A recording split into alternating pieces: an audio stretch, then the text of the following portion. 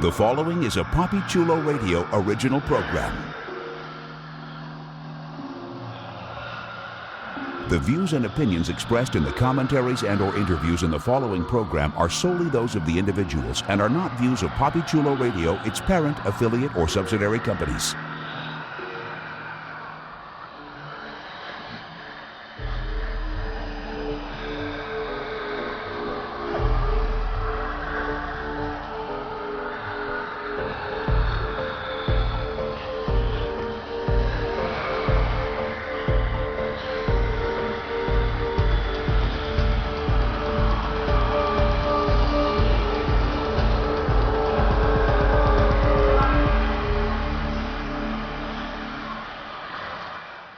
Welcome to the Cordyceps Chronicles, a PapiChuloRadio.com original series. Papi Chulo Radio, pop culture on demand. Today is Monday, January 23rd, 2023, and I'm your host, Priscilla Obregon. During this podcast, we'll be having an in-depth discussion on HBO's The Last of Us. Please welcome my co-hosts, Vinny Hatcher. That was scary. This is Vinny. And Jeffrey Aruz. Welcome back, everybody.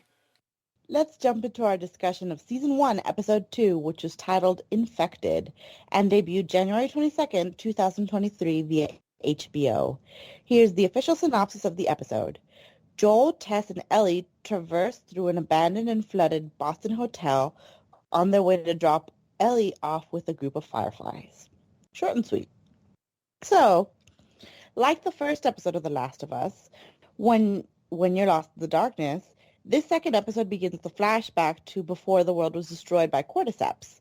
We begin in Jakarta, Indonesia on September 24th, 2003, 2 days before the world-ending outbreak day. We meet Ibu Ratna, the professor of mycology at the University of Indonesia, who is brought in by the police to investigate a specimen. She states that it's Cordyceps, but she doesn't believe that the sample was taken from a human.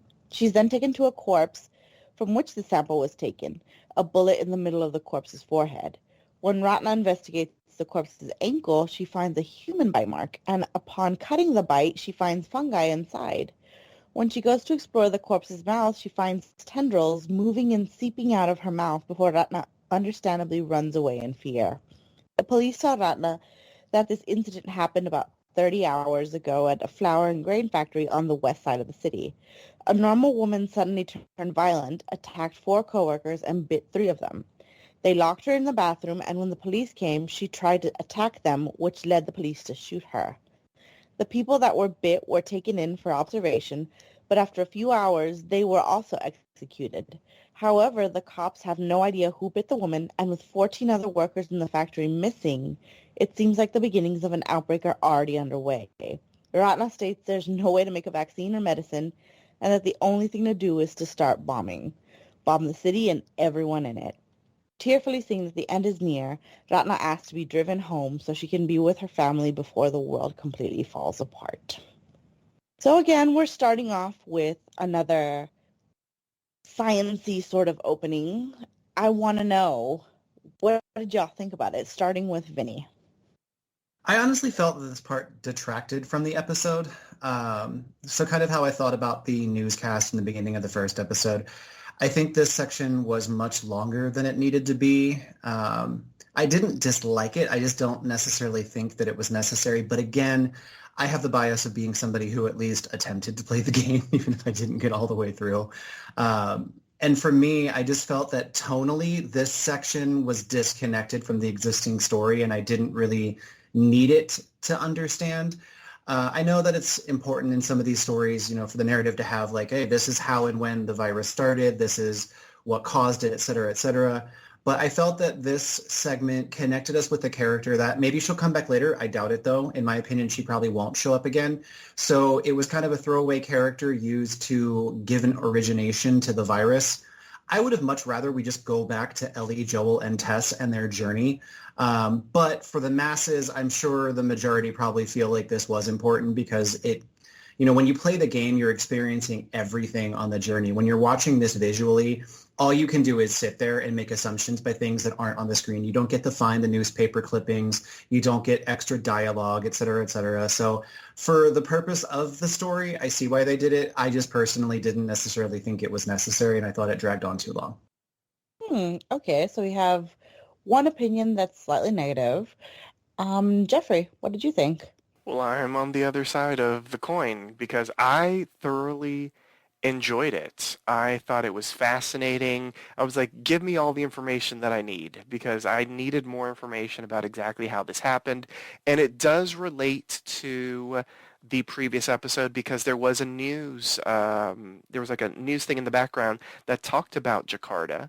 So I was really excited when it said we were in Jakarta because I was like, okay, so we're going to get some interesting stuff about what that news report was about from the pilot.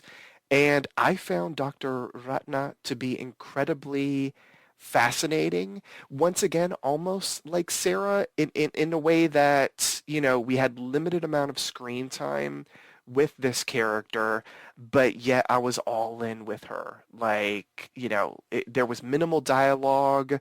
It was mostly told through, emoting and body language and all that kind of stuff. But I was in that story with her, and I found it incredibly fascinating and captivating. I don't know if we're gonna get this stuff like this at the start of every episode, but if it's the first couple of episodes to give us a little bit more information about exactly what happened and what went down in 2003, I'm here for it.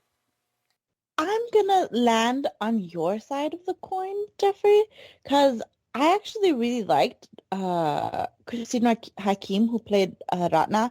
I liked her acting. I liked the fact that exactly what you said, completely with little gestures, little kind of hints in dialogue. She managed to portray the big scope of what was going on, just how fucked the world is. And like you get that whole bitch don't do it when she pulled the mouth down by the teeth. I was like, oh, it's gonna wake up and snap your fingers off and you're gonna turn into a zombie and fuck the world over. Just little things like that freaked me the hell out. And again, flashback to what we talked about the last episode with the whole bread and grains theory, spreading it from the beginning. It was in a bread factory that this whole thing started. So you wonder to yourself whether this is them putting breadcrumbs for the audience, so to speak, towards that theme. And also I'd like to say that I feel like it doesn't give a nod to the people that played the video game because this didn't come out in the video game, like Vinny said, but it plays a nod to people that like zombie stuff and people that played Outbreak, or I forget, I think it was one of the early zombie simulators, but stuff like that where if you don't handle Malaysia or Indonesia and stuff like that in island territories, you'll never be able to beat the game. And that's pretty much what's happening here. It's an island nation, Indonesia, and it still gets messed up.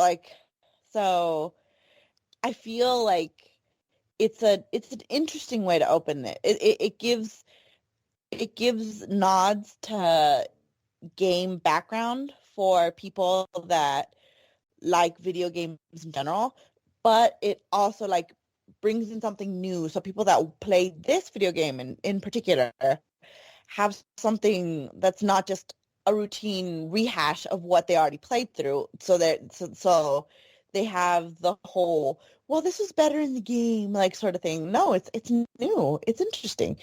And I don't know. I feel like it was really well done. And I will say also, I don't know how strict military police or the police are, But when she's in the restaurant and they point her out and they take her in the car and right away she's like, what did I do? I was like, oh my God, this bitch is screwed. I completely didn't make the connection that it was Jakarta, that it was before Outbreak Day. So I was just like in it for the ride. I was worried about her, and like things like that right away like attach you to the character. They make you care about the character. And her acting at the very end with her like expressions just showing like what when the soldier asks her, so what do we do? And she's just like, bomb. I was like, damn. You can tell that like this beyond horrifies her. It's just kind of like it's made her dejected. It's made her like realize there is nothing she can do. There's no foot cream for this. There's no vaccine. Like you can't give fungicide and just hope and pray that it'll all go away. Like, and mark my words, we're gonna have a scene like if not this season, the next season, where we have some stupid like world leaders being like, mix in like fungicide with some silver powder or something like that and snort it up your nose and you'll be healed, like some Trumpism. Like I'm betting something like that is gonna happen. Cause it's just I like how it ties into real world things. And I like, as a side note, that in the background when she's going through the body and she's in the hospital, you see little like victory over SARS like posters showing that like we just got through like a big outbreak and Indonesia like managed it successfully, and they still can't get their shit together for Cordyceps. So Cordyceps is like something to worry about, which I liked.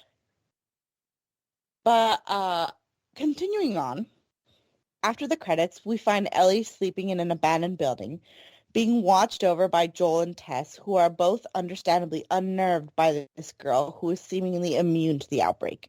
She shows that the bite isn't getting worse and states that she isn't infected. The head of the Boston Fireflies, Marlene, found Ellie after she was bitten, locked her up, and the men did tests on her to see if she was getting sick. When Ellie goes off to pee, Joel and Tess discuss their new traveling partner. Tess believes it must be real since she didn't turn in the night, but Joel believes it'll happen eventually. While Joel wants to return her to the Boston quarantine zone, Tess sees Ellie as their best way to get supplies that Marlene was promised them.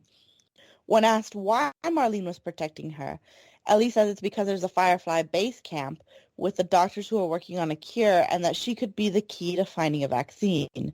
But Joel's heard all of this before, a false sign of promise in a world that has given him no hope. Yet Tess wants to finish the job regardless of whether it's true or not. Joel and Tess get what they want if they deliver Ellie, and that's good enough for her. I'm going to pause here because like we had a lot of like relationship dynamics that I kind of want to peel through with both of you guys.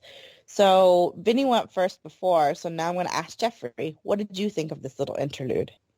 You know, it was interesting. I like that we got to see sort of like the belief system from both Joel and Tess starting to peel back in this scene.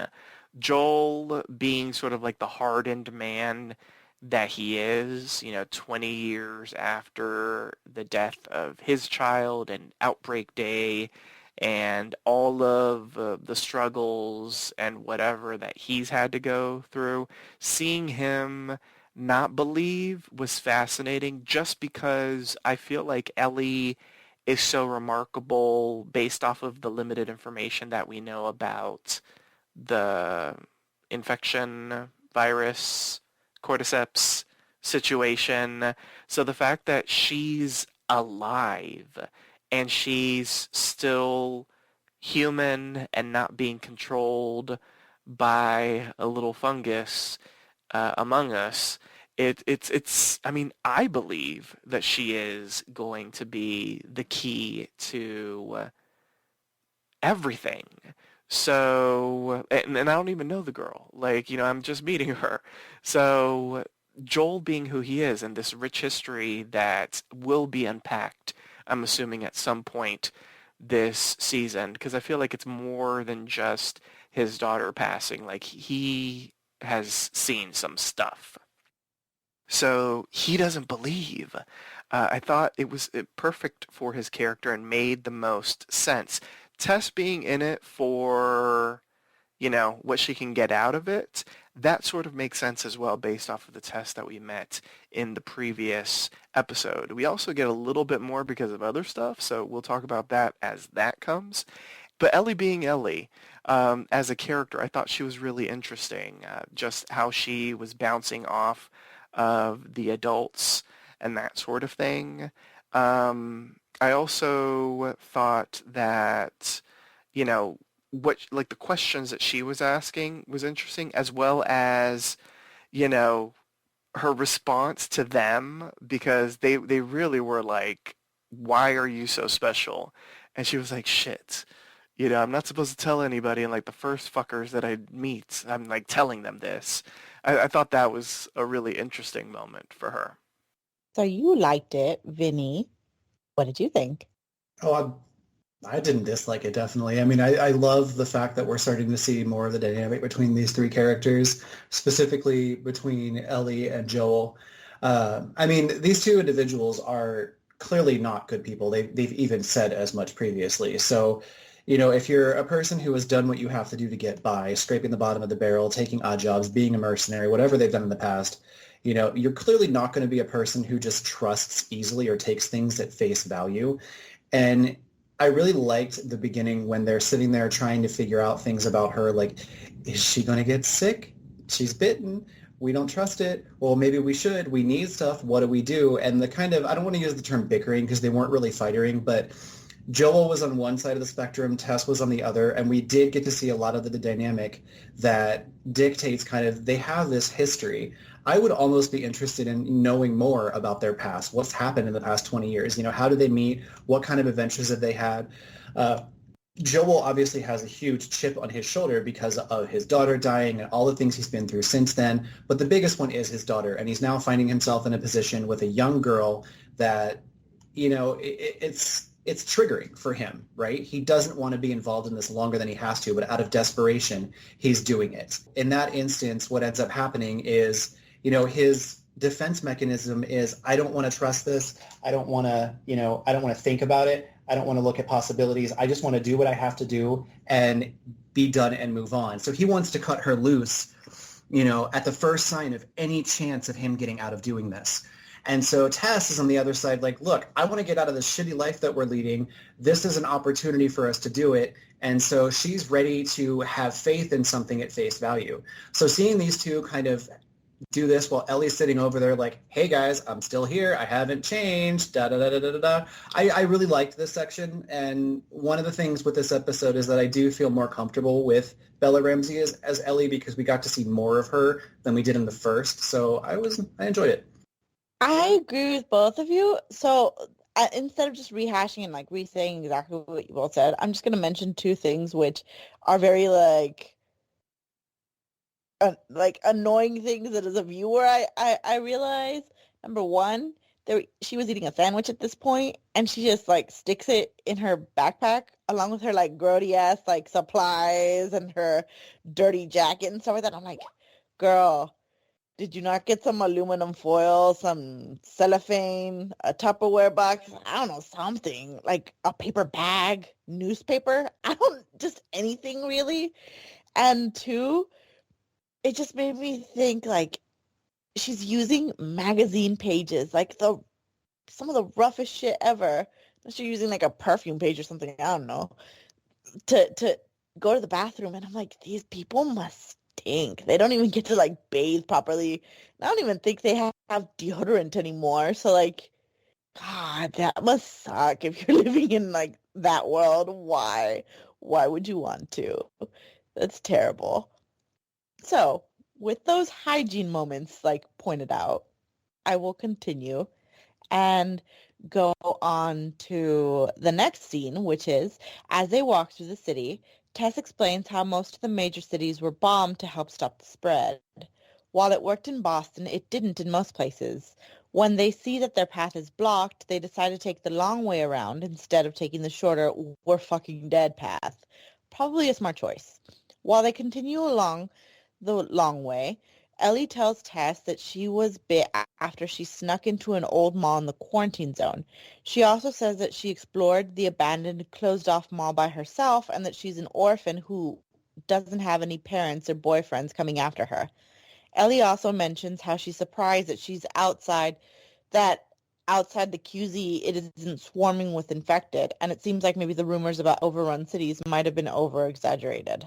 The trio make their way through the flooded hotel, and when Ellie falls down after discovering a skeleton, Joel helps her up, and for a second almost feels shaken by the remembrance of his past when helping a child wasn't such a strange occurrence.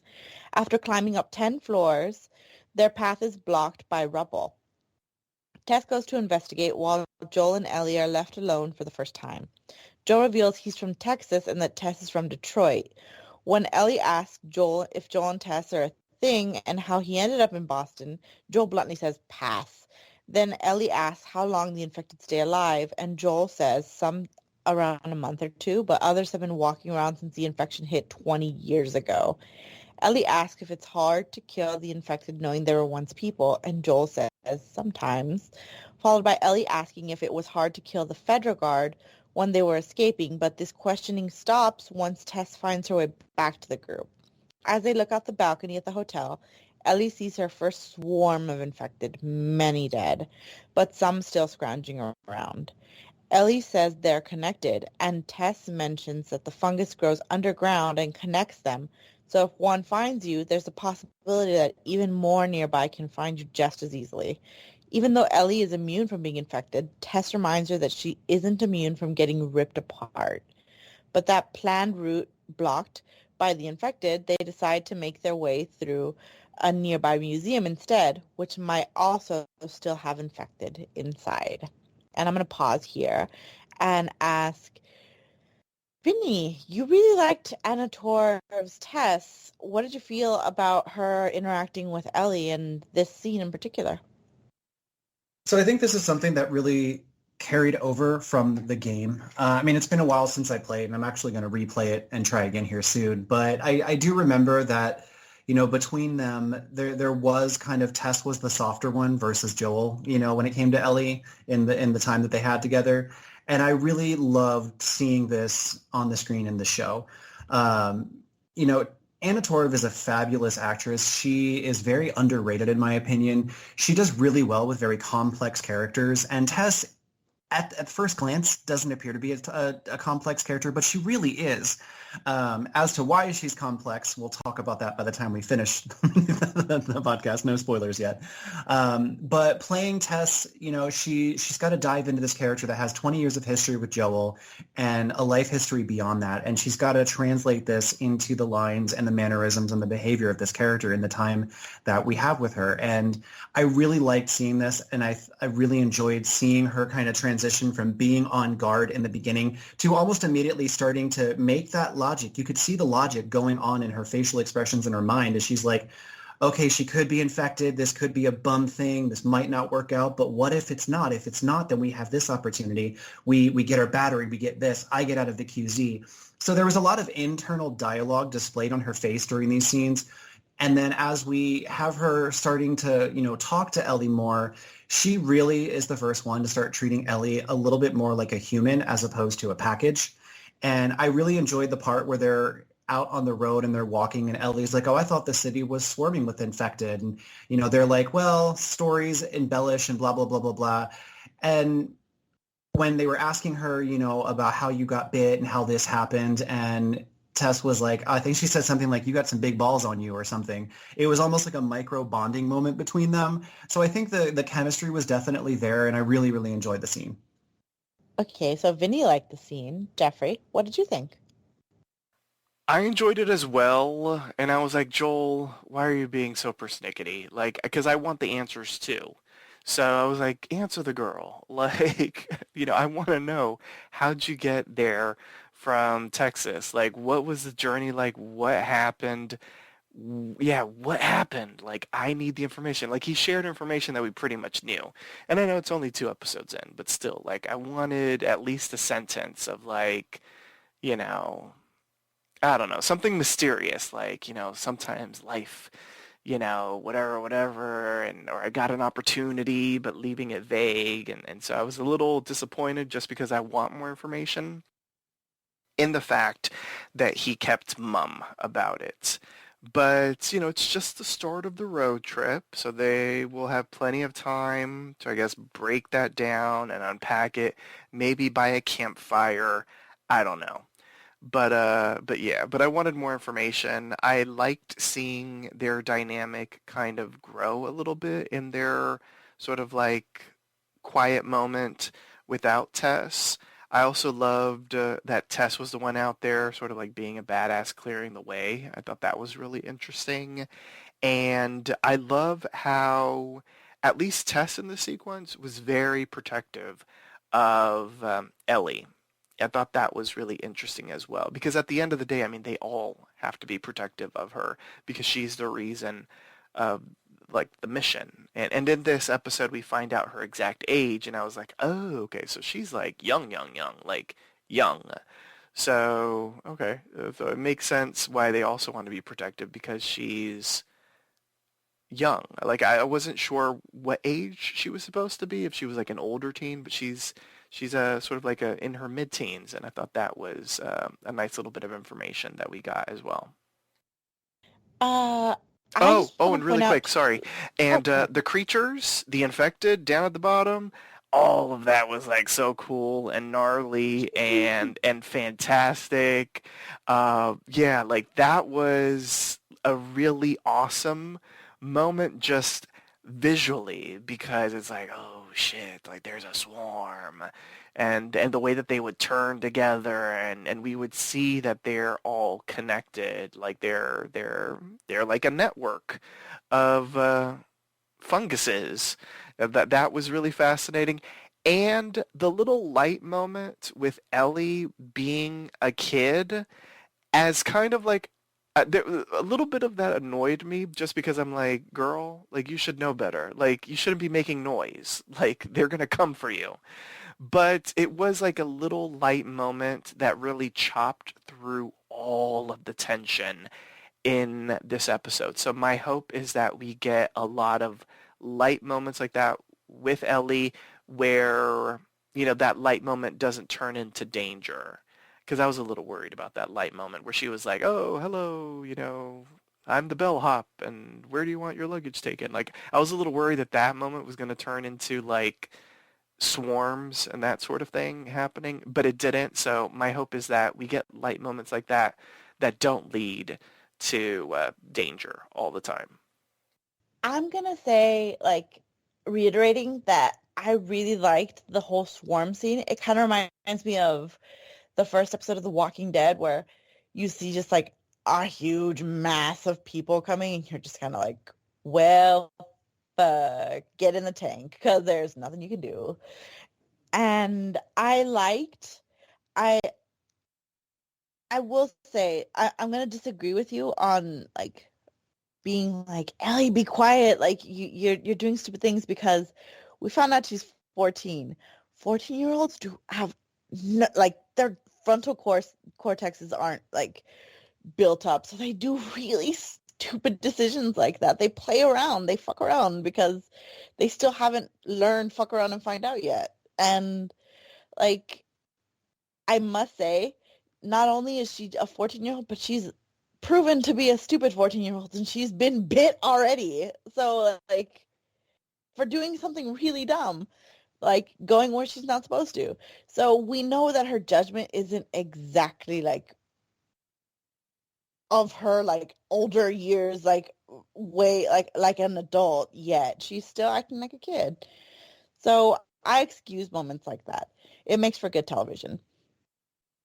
I will also say, as a wink and a nod to people that know about the games, and put your earmuffs on or or mute it really quickly. But Ellie's not telling the entire truth to Anna. and to Anator, sorry. I keep wanting to call her by Archer's name, to Tess. So you can listen to all of this as a viewer and be like, oh wow, like she's connecting to Tess, but she doesn't particularly like trust her yet. So that was interesting to note. With that being said, so I don't get into further spoiler territory, we'll go on ahead and say that things seem to be okay once the trio enters the museum, but then they find a freshly killed man who's been torn apart. Tess mentions that she hasn't heard anything inside, as Joel and Tess get extremely quiet, revealing that they've dealt with this type of threat before. They tell Ellie that from here on out, they have to be silent, not quiet, completely silent. As they make their way through the museum, a part of the roof caves in, drawing the attention of two clickers, an infected who can't see but detects its enemies through sound. However, as the clicker walks by, Ellie makes the slightest noise, leading the clicker right to her.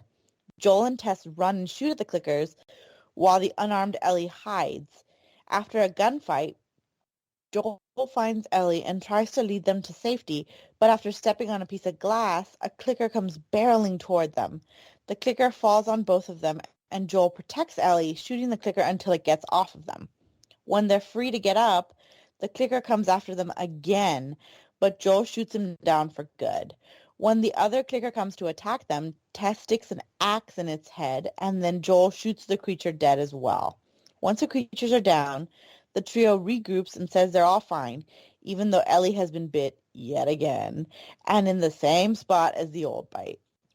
After Ellie crosses over to another building, Joel and Tess have a moment together where Joel worries that maybe the second bite will take. Frustrated, Tess tells Joel that he should just take the good news and accept the positive for once. Tess stays back and Joel and Ellie look out at the city. Joel asks if it was everything she'd hoped for which she replies, "Jury's still out, but man, you can't deny that view," as the state house they're heading toward looms in the distance. So, Jeffrey was already like impressed by the zombie horde. What did you feel about the close-up clickers? And what did you feel about this little tete-a-tete at the museum? Oh, the clickers were beautiful. Spectacular. Wonderful. Whether it's practical, whether it's CGI, whether it's a mix of both, I was here for it all. This entire episode was incredibly suspenseful. Just period. Like there was like a fog of suspense like enveloping me. Like I was on the edge of my seat throughout it all, and I was here for it. It felt very much, if I were to compare it to anything, and you sort of made that reference already, Priscilla, but like early The Walking Dead in a good way. I feel like that's probably the closest comparison that people are making out there, for at least for those of us that have not played the game before. But The Walking Dead was, a major phenomenon, especially in its early seasons with like skyrocketing ratings and that sort of thing. Sounds very similar to this show, which, thus far with 2 episodes, the ratings jumped, was it like 22% week to week? So this is turning into a bit of a phenomenon. We'll see if that holds up as the season progresses. But so I feel like the comparisons are fair. And so the early seasons of The Walking Dead were filled with like this air of foreboding. And that's what I felt throughout the entire episode. I was worried for everyone.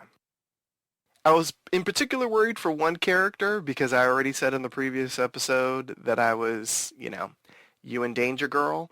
But like the whole situation was just fantastic. Like the echolocation, the shrieks, the action. It was just like nonstop, heart pounding. I was worried for everybody. I was worried for myself, and I wasn't even in the damn scene. So you liked it. Vinny, did you like it? Oh, absolutely. Atmospherically, this is one of the better scenes of people in close quarters with zombies. I mean, I've seen this many, many, many times, and every time you're about to see it again, you're like, okay, how are they going to put a new spin on this? And one of the most fascinating things for me was the whole thing about how you could step on a cordyceps tendril and wake up cordyceps zombies that are miles away, and then they come descend on you. So it really came into play. It wasn't just something that they told them. We saw this in action because as they went into the building, they were testing a dried out thread of the fungus to see if it was still alive or active, and that put me in the mindset of I wasn't just looking at them as they were walking through the building. I was looking at all of the fungus on the walls, seeing if I could figure out where there might be a living stream that wasn't dried out. And the way that it was incorporated with the setting was just absolutely great. And the buildup of the suspense, I'm not going to rehash it because you guys already kind of summed it up very well, but it was great. Like, even though I know who survives, I know what happens in the game, there's always the chance they're going to change something. So, going into this, I always have that thought that maybe this is going to be something different that's going to happen. That's going to be a surprise. And I didn't remember much from this part of the game, so I couldn't really compare it. But I still have a vague idea of who's going where and who makes it to the end. And, that being said, I still felt for these characters. It still made me feel that suspense of not knowing, is somebody going to get bit? Is somebody going to get hurt? Is there going to be some twist that's going to happen? And the visuals in this segment were absolutely wonderful. It kind of reminded me of playing the game Fallout 4, because there is a scene where you go through a similar museum, and seeing the Boston stuff, just like you do kind of in that game, was really funny to me. It was really, really well done, and I enjoyed the entire sequence. Again, just being the parrot here, I completely agree with both of you. I loved the sequence. I thought that, like, when you play a video game, you're in on the action. So everything you're just more invested in. As a viewer, like, sometimes it's hard to get into action, like, to me in any case, because it just feels like, okay, unless it's like really cool choreography or something like that, what are you bringing to the table? What is this besides just like punches and jabs and maybe like blanks being shot at close range? Like, there's, you got to give me more. You got to give my eye something to feast on. And that close-up of the clicker when it just kind of like turns and you see like a real close-up shot of like all that makeup, all that practical effects, because they said in the after show that it was practical effects and that they went through, at the beginning, they went through a ton, I think you said over 100 different variations of the makeup and the effects to make the clickers. But in the end, they went with the tried and true, this looks like the game, with the like coloration and the shape and stuff like that. Like, so it was really impressive to me. I loved it. And I gotta say, like, foreshadowing what happens next, when Ellie's like, am I bit? And she's like, nah, I'm good. Luckily, I'm the only one that wasn't bit. I just turn around and look at Joel and Tess, and I'm like, you bit, huh? You bit? Like, oh God, totally Chang from the zombie episode of Community, just wondering whether or not like these two have been doomed or if they have immunity or something like that. Like, I completely forgot about all my background information, was just kind of like into what was going on at the moment, which just shows how transportive and well done the action sequence was. Yeah, no complaints here. Everything was great. So, continuing on. When they get to the building, there are no signs of fireflies anywhere, but a truck covered in blood, a body outside, and a trail of blood leading into the state house aren't exactly promising. As they enter, they find the fireflies dead, and it looks like one of them got sick, which led to a bloodbath where everyone lost. But Tess remains determined to find answers as to where the fireflies were taking Ellie, and Joel says that it's over, that they should just go home. But Tess yells that the QZ isn't her home and that she's staying, saying our luck had to run out sooner or later. Ellie replies that Tess is infected, and Tess's face gives this away. When she tries to move closer to Joel, he flinches away, a moment we can tell deeply hurts Tess. Then Tess shows the bite marks on her neck, which is already noticeably worse than Ellie's newer bite. Tess pleads with Joel that Ellie's immunity is in fact real. A shaky Tess says that she needs Joel to get Ellie to Bill and Frank's place, and that they'll take Ellie off his hands. When Joel says no to her plan, Tess says he'll convince him and that she never asked him for anything, not even to feel the way that she felt. Tess says this is Joel's chance, that he can get her there alive, and that he can set everything right after all that they've done. When one of the infected comes back to life, Joel just shoots it in the head, but the tendrils from the ground seep into the infected's body slowly, calling more infected from nearby and alerting them of the trio's location. Joel looks outside and sees a swarm coming, and they only have about a minute. Tess starts knocking canisters of gas open and spreading grenades on the ground, and as Joel realizes what she's doing, Tess comes over and says, "Save who you can save." Joel drags Ellie as they leave Tess behind, moving forward on their path as Tess stays put. As a swarm of infected try to break in, Tess attempts to flick her lighter to catch them all ablaze. But as they run past, she can't get her lighter to light. Yet she does draw attention of one of the infected, who comes over to frighten Tess. He gets directly into her face as the tendrils coming out of his mouth enter hers, and she continues to attempt to light the lighter. With one flick, the flame finally comes on, blowing up Tess and the other infected as Joel and Ellie make it outside to safety. As Joel and Ellie move on from the burning flames, Joel is understandably upset by having lost one of the last people in the world who meant anything to him, while Ellie seems to realize that even though their journey is just beginning, in the end, it can't all be for nothing. Vinny, did you get this far in the game? Because this is nothing like the game. So what did you think? So it's been a few years since I played last, and all that I remember of the farthest point that I've ever gotten was being in like a tilted skyscraper and clickers, and you have to do like a stealth section to get past them, and I never could successfully get past them. But I do remember vaguely the test thing in the game, and from what I remember, this definitely was different. But this whole segment, this portion, like once again, props to Anna Torv. I am total fan whore over here. She did an amazing job. I teared up, honestly. You know, I knew Tess's death was coming. I knew that Tess is not a character that's going to last long. However, the one thing that we didn't know was how long is the first season going to be compared to the story in the game? Because the first episode did have sort of a slower pacing. It basically just covered the prologue and the very beginning of the game.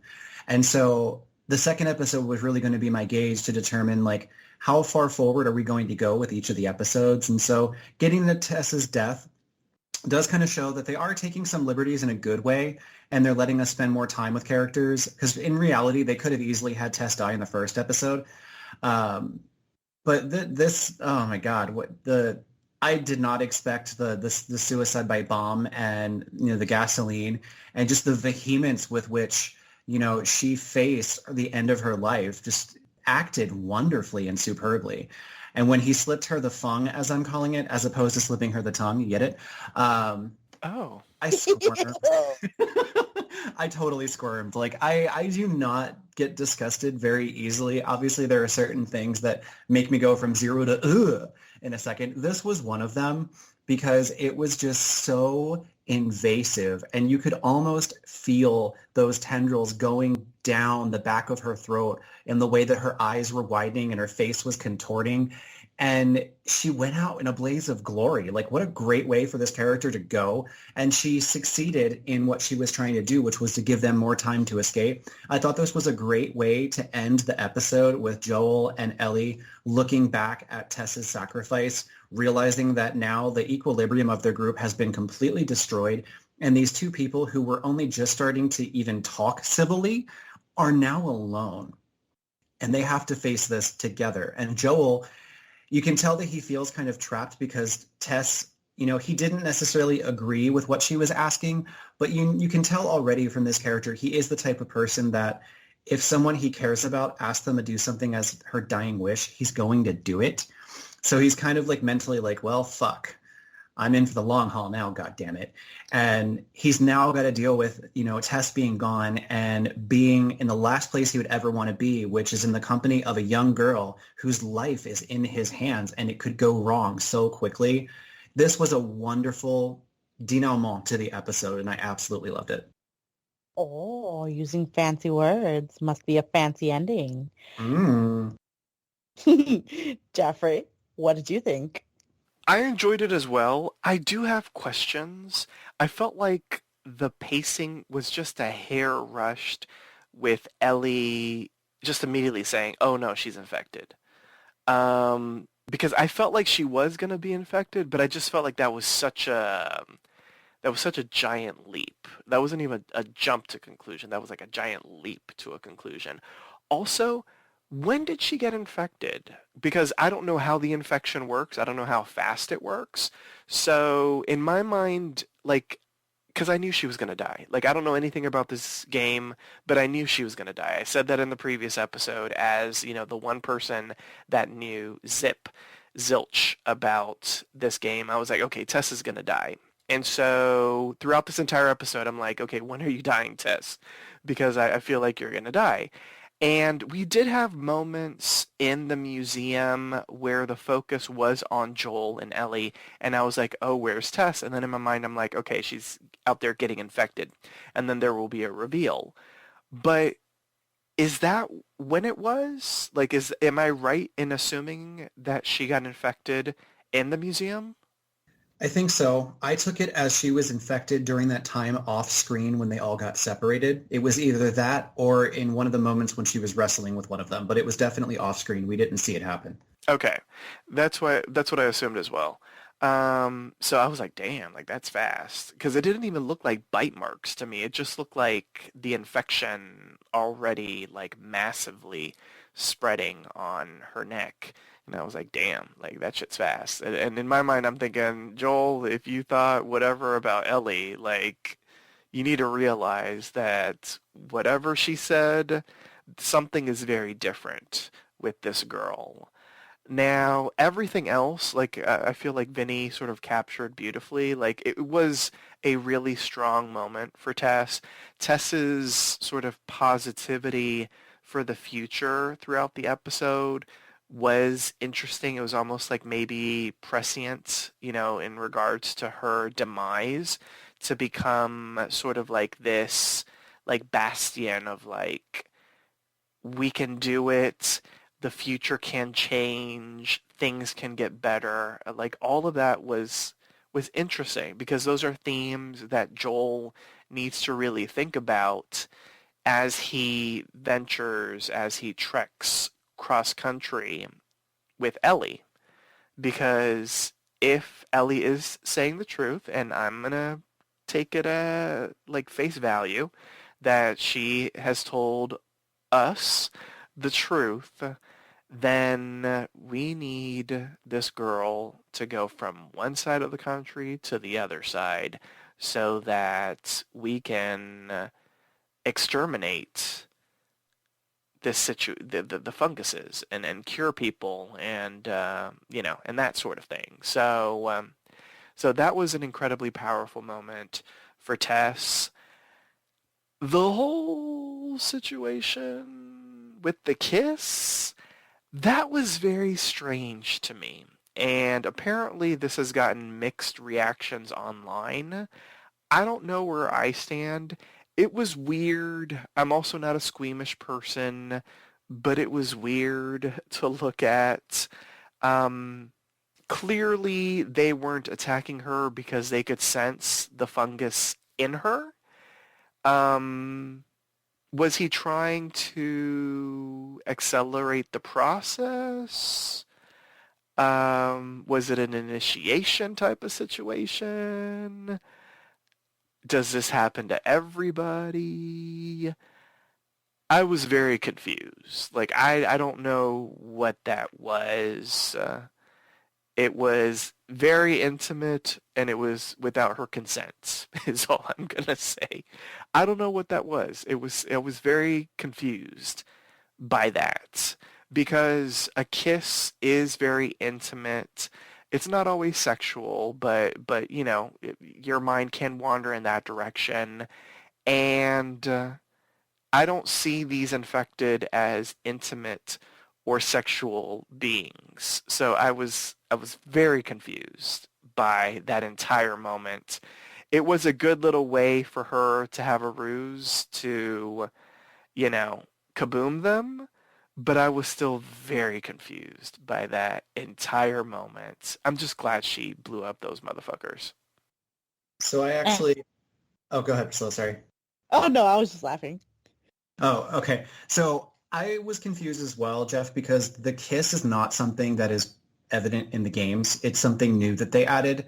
And I had to actually Google and find out like if it was because I didn't remember it and it wasn't. It turns out so they added that because they wanted to show what happens if someone is compliant with being infected. Like they don't fight back. Like usually you see the Cordyceps zombies attacking and going, visceral on someone, and those people are always fighting back. So this was to show what happens if somebody just gives in and lets the virus do what it wants. And what the virus wants to do is spread to a new viable host for sustenance. And while she was infected, it was a brand new infection. And so the zombie that shoved the tendrils down her throat, it was, like you said, to accelerate the infection for the cordyceps to spread even faster into a viable host and kind of accelerate the initial infection she already had. Okay, I don't mind that explanation. It was still like the first time watching it, it's very strange. But Yes. that does make sense.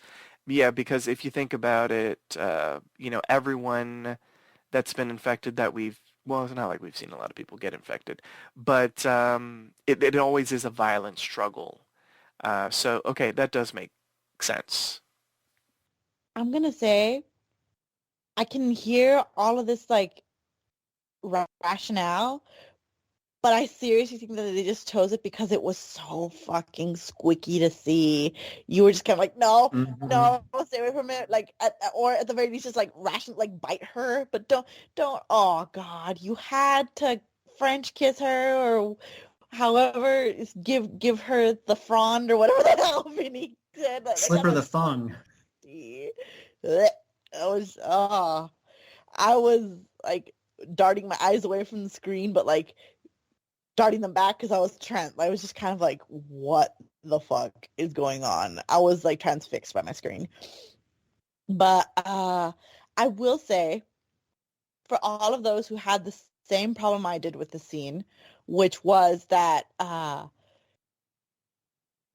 Tess's character goes through that annoying thing that happens in practically every like scary movie with a lighter, where they're working really hard to light the Zippo and the Zippo just won't light.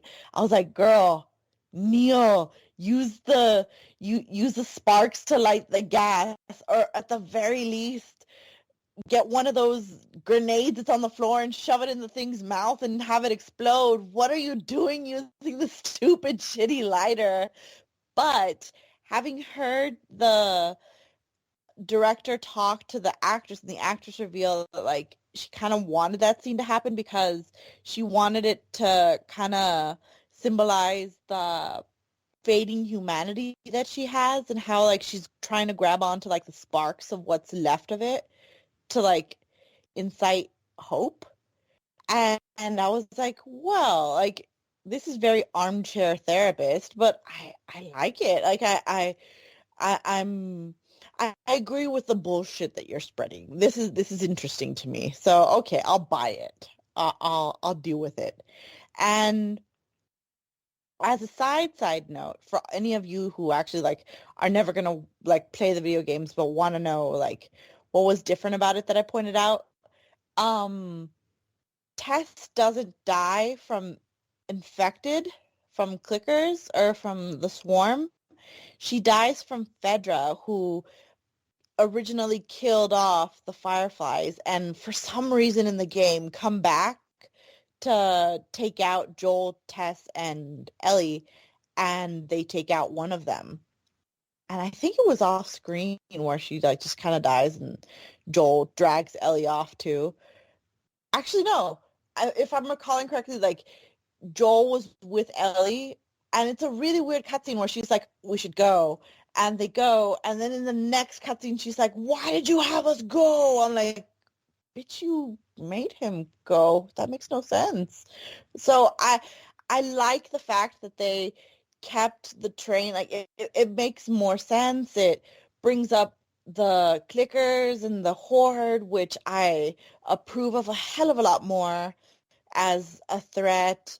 And also it gives Ellie like a moment where I think like it kind of like cements the connection that she had with Tess, where she's like, she struggles against Joel being like, no, like get the fuck off me. Like I want to be with her. And he drags her away. Like he physically drags her away. That was Chef's Kiss, like such great acting with both of them. Like it really did look like a struggle. So yeah, I approve this message. I loved this scene. So now it's time for the MVP, the most valuable player. State which character impressed you throughout the episode and why. Once a character has been chosen, they cannot be selected again. So choose wisely. We don't have very much to choose from, but we have enough for 3 at least. So what, like if you get disappointed with what you get what you get. So Vinny, you went second last time. I'll let you go first this time. Who do you pick as your MVP? It's a hard choice with so few, but absolutely, hands down, my number one, absolutely no other choices, has to go to the skeleton in the hotel. No, I'm kidding. It's Tess. Oh, Hands down. so shocking. I totally knew it was Tess. I I know, watched it like and I was I'm like, not it's gonna be this predictable character. at all. And it's not even just because it's Anna Torv. It's because this character was written well, acted beautifully, and had the most emotional impact on me thus far in this show from the 2 episodes that they were in. And Anna Torv brought it. She did an amazing job. And, one of the things about the game, even though I never beat it, even as far as I got, you always remember Tess. Anyone who has played this game and you mention Tess, they're going to know exactly who you're talking about. And she wasn't in the story that long. She has a very big impact on the story overall. And her memory is part of what drives Joel on the journey. I'm really sad that she's gone now and that we won't have her back unless there's flashbacks, which is the only way she could really return. But yeah, hands down, absolutely, she is my MVP number 1. Jeffrey, I'm gonna be nice and let you go next. Who do you choose as your MVP? I appreciate it. So based off of our little group chats, I know who your MVP is, and I'm afraid I'm gonna have to take Fungus Man number 2 because you mentioned him. Uh, No, interestingly enough, I'm actually not even because I feel like I know who you're gonna pick, but I'm not even. They were not on my radar just because my character was just so impressive. I'm giving it to Dr. Ibu Ratna. I thought she was fantastic. Just from beginning to end of that, I guess we'll call it the prologue to the episode that was set in 2003. She was just so captivating. Like I was along for the ride with her, and all of the emotions and the reactions she felt are the emotions and the reactions that I felt.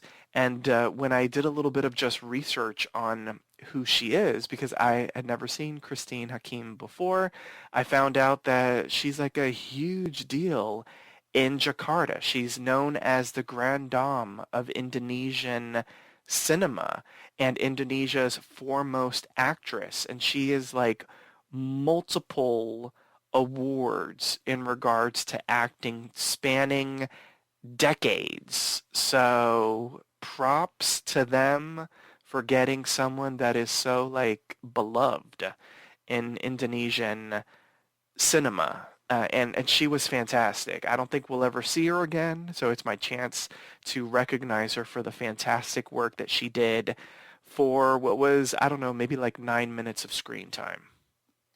I honestly hate you, Jeffrey. Dang it. That was my MVP. Oh, that was your MVP? I thought you were going to pick Ellie.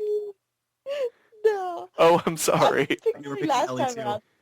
But I'm good. Okay. I could be a complete and total turd and pick the clickers because they really did impress me. Like the makeup was good and the body movements, a little like twitchiness.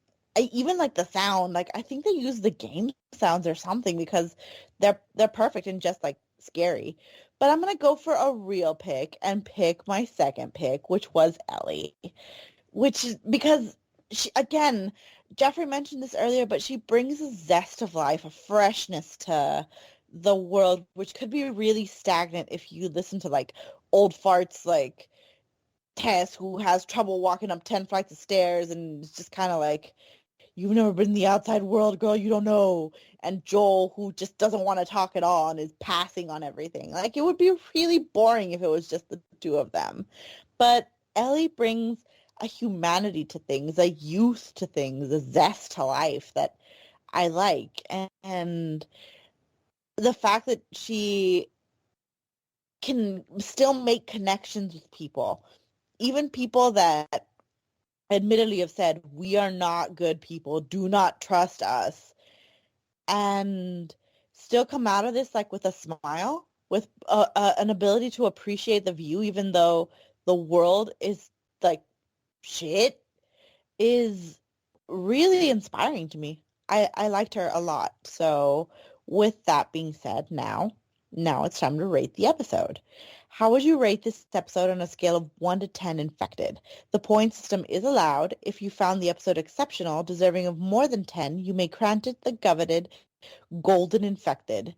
And since Jeffrey went second, I'm making him go first. Jeffrey, how would you rate the episode? All right, it's simple. I'm just going to rip the Band-Aid off. It's a 10. I gave last week's episode a 10. This one gets a 10 as well. Just spectacular. Just to reiterate what I said earlier, it was so suspenseful from beginning to end. Everything about this episode had me on the edge of my seat. I was worried for everybody, from the good doctor at the start of the episode, much like you, Priscilla, when she pried open the mouth, I was like, oh, don't do that. And then throughout this episode, like I was worried for everybody, even though like in the back of my mind, I know that Joel and Ellie have to at least survive for the season. So I knew that they were going to be okay, but I was still worried for their lives. And Tess, I mean, I knew you were dead, but it's fine. So I was worried for you too, because I was like, is this where you die?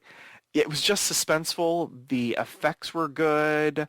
The sound effects were really good. Just everything about this episode was fantastic. And I was also watching this episode and I was like, what in this world is real and what is CGI? Not just in regards to like the creatures, aka the infected, but like the surrounding world, because it is a beautiful post-apocalyptic hellscape. And I'm like, what is real and what isn't? I mean, clearly, large skyscrapers and that sort of stuff isn't going to be real. I mean, I don't think there are leaning skyscrapers that look dilapidated in Alberta, Canada, which is, I believe, where they filmed this. But, some of it, like, I'm, like, confused. Like, is this a soundstage? Is this out in the real world? Is this, Canadian living?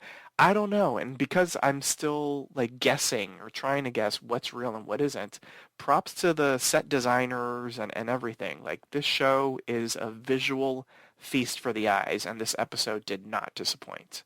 A 10. Okay, so we got a 10 from Jeffrey. Vinny, what'd you give it? So I thought about this in length, and I think the score that I've settled on is a 9.5. I'm not ready for a golden just yet, and the episode was good, but I think the biggest thing that sticks with me still as kind of jarring, even though I want to clarify it was acted amazingly, it was really well written and everything, I still just don't think the beginning was necessary. For me, it didn't necessarily detract from my experience, but it was kind of jarring for me, and I didn't think it was needed.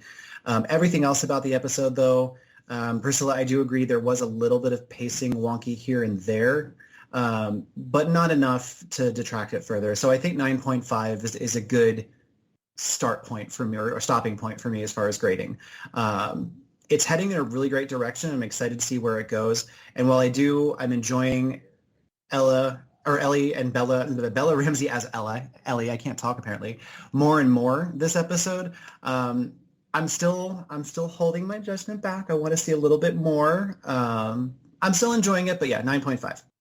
I'm going to agree with one of you, and it's very easy to see who I'm agreeing with. It's going to be Jeffrey. I'm giving it a 10. But I will say, in a nod to Vinny, he brought down my score. I was originally going to give it a golden because I was very impressed with this episode. Ooh.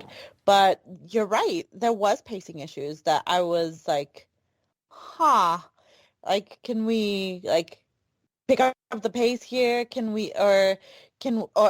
there were some moments where I was like, no, delve more, give me more. Like, I want to find out more about Joel. Like, why aren't you talking? So, like, little things like that. Like, I get it's because, like, this is a 9-episode series. We still have, like, more room to go. But I don't particularly think that it's bad to have a 10 on the second episode. I think it's really good. I think that this show proves, or at least this episode proves, that you can direct a video game, and if you're a good director, you can direct an episode and do a hell of a job at it. It made me connect with a character who, like Jeffrey, I was like, oh, you have a death knell, like, you're gonna die.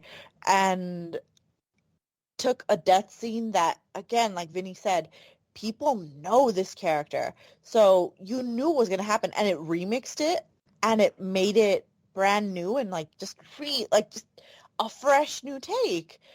And it didn't manage to piss off everybody. So that's, like, revolutionary to me. I think it was really good, really well done. So with that being said, with a 10 down the line, and with the episode closed, join us next time for a brand new installment of the Cordyceps Chronicles. Here's our announcer to remind you on how you can interact with us. Follow Poppy Chula Radio on social media. We are on Facebook, Instagram, Twitter, at Poppy Chula Radio. Do you have any questions, suggestions, comments, or concerns? Email us via contact@poppychularadio.com.